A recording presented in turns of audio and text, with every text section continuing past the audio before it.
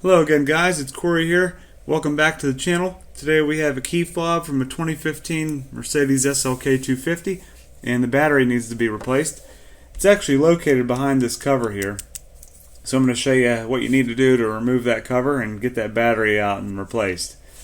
The first step is to remove the physical key. There's this black switch right here. All you do is slide it over, and as you slide it over, that key will pop up. And when it pops up, go ahead and remove it.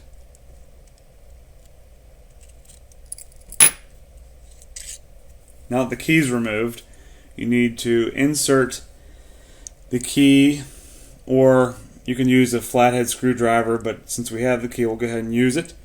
Just insert it like this and push, and that cover will pop right off like it just did, and that exposes your battery.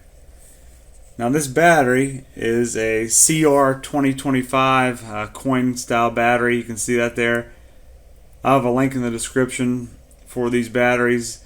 Don't go cheap on them, guys. Get good Duracell or Energizer, Panasonic even, but I like Energizer or Duracell.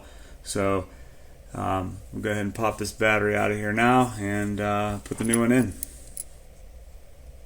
You need a tiny little screwdriver to stick in this slot right here, and once you do that, the battery comes right out. And grab your new battery,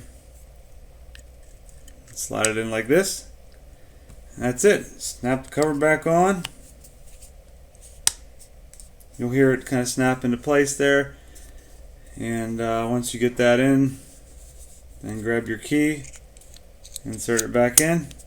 That's it. You're good to go. Thanks for watching, guys. Hit that like button if you liked it. Please subscribe, and I'll see you in the next video. Take care.